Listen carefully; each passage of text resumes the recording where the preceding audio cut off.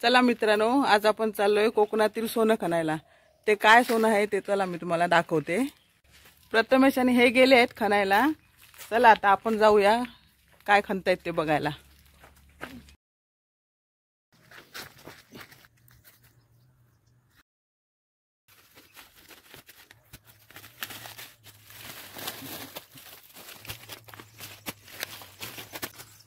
हे बघा मित्रांनो, प्रथमेश आणि हे इथे खणतायत। हे बघा काय सोनं खणलं ते आता आपण पाहूया। हे बघा मित्रांनो, हेच आहे ते कोकणातील सोनं आंबे हळद। आंबे हळदीचे अनेक उपयोग आहेत। खूप उपयुक्त अशी हळद आहे।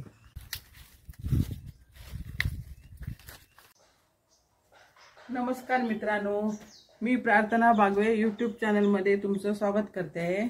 आज मी तुम्हाला ओल्या आंबे हळदीचं लोणचं दाखवणार आहे। सर्वप्रथम मी तुम्हाला आंबे हळद कशी ओळखायची ते दाखवते।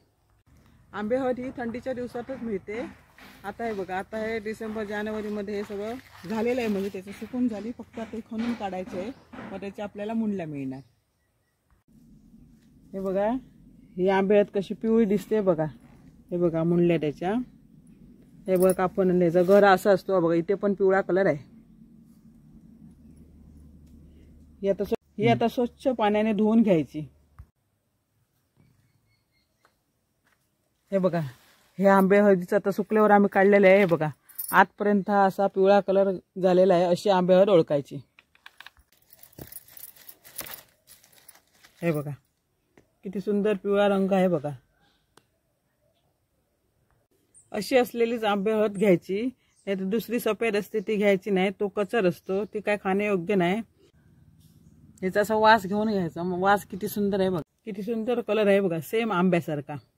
पावसाच्या सुरुवातीला ही हळद रुजून आली की त्याच्यामध्ये असा डार्क गुलाबी रंग असतो। आता याचा कमी झालाय, मग ओळखायची ती आपण आंबे हळद आहे। आपण साधी हळद असते, त्या साध्या हळदीला नुसती हिरवी पानं असणार, त्याला काय मध्ये कलर नसतो। हे बघा मित्रांनो, हळद निर्जंतुक होण्यासाठी मी इथे उकळत गरम पाणी ठेवलेलं आहे। हे बघा, हळद मी स्वच्छ धुवून आणलेली आहे, तरी पण मी ती गरम पाण्यात टाकणार आहे, कारण ती निर्जंतुक आणि त्याची माती निघून जायला पाहिजे। कारण मी ह्याची वरची सालं काढणार नाही, साला सकटच हळद बनवणार आहे। ह्याच्यावर झाकण ठेवून द्यायचं, वाफ येईपर्यंत ठेवायची आपल्याला ती। हे बघा, आता वाफ आलेली आहे, आता गॅस बंद करायचा।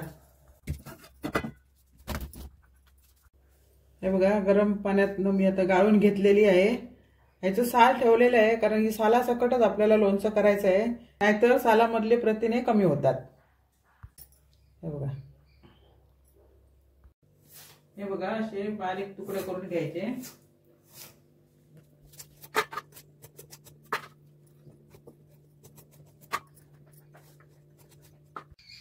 हे बघा, मी आंबे हळदीचे तुकडे बारीक करून घेतलेले आहे। याचं मी आता गोड लोणचं बनवणार। त्याचं हे साहित्य: मोहरी, डाळ, गूळ आणि मीठ, बस एवढ्याच साहित्यात आपलं लोणचं होणार। आंबे हळद ही बहुगुणी आहे, पोटाच्या विकारासाठी, कफनाशक आणि अजून भरपूर उपयोग आहेत त्याचे। हे आंबे हळद आहे आणि हे याचं सुकलेलं हळकून झाले ते आता, म्हणजे आंबे हळदीचं याचा उपयोग म्हणजे दुख दबाव लेप म्हणून तयार करू शकतो आपण। ही फडतरीवर उघडायची किंवा मिक्सरला लावून पेस्ट केली तरी चालेल।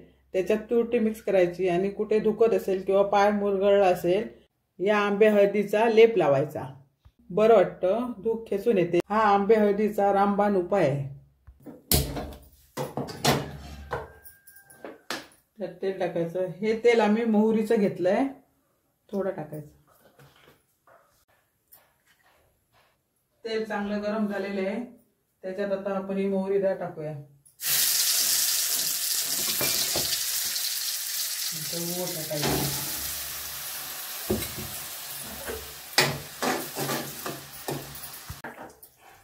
आता मी हळद टाकते।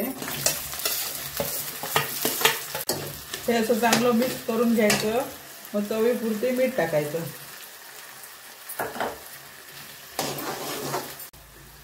अशाच प्रकारे तुम्ही ओल्या आंबे हळदीचं तिखट लोणचं पण करू शकता। फक्त गुळाच्या ऐवजी हिरव्या मिरच्या बारीक करून किंवा तिखट मसाला घ्यायचा। हे सगळं मिक्स करून व्यवस्थित शिजून घ्यायचं। हे पहा, आपलं आता मस्त आंबे हळदीचं लोणचं तयार झालेलं आहे. मी याला 15 मिनिटं शिजवलेलं आहे. हे बघा, हे किती सुंदर कलर आलाय बघा त्याला. हे आता तयार झालं. मी गॅस बंद करते. थंड झाल्यावर आपल्याला काचेच्या बरणीत भरून ठेवायचं आहे. हे बघा, लोणचं आता थंड झालेलं आहे. आता मी हे काचेच्या बरणीत भरून ठेवते.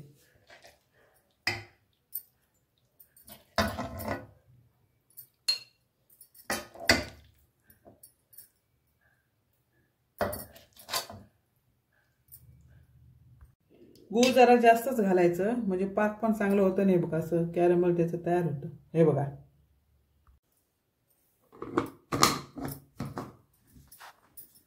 हे आंबे हळदीचं गोड लोणचं आपलं तयार झालेलं आहे. हे आंबे हळदीचं औषधी गोड लोणचं तयार झालं. पण ह्याचा वापर औषधात सारखा करायचा. 1-2 फोडीच खायच्या जेवताना. ह्याची चव जरा तिखट आणि जिभेला अशी कलक आणणारी आहे. आणि हे उष्ण आहे, म्हणून जरासंच खायचं. लहान मुलांना देता यावं म्हणून मी हे गोड बनवलंय. तुम्ही आंबे हळदीचं लोणचं नक्की करून बघा. हळद कुठेतरी बाजारातून वगैरे अवेलेबल करा आणि नक्की बनवा. मित्रांनो, वेळात वेळ काढून तुम्ही माझी रेसिपी बघितल्याबद्दल धन्यवाद. जय शिवराय.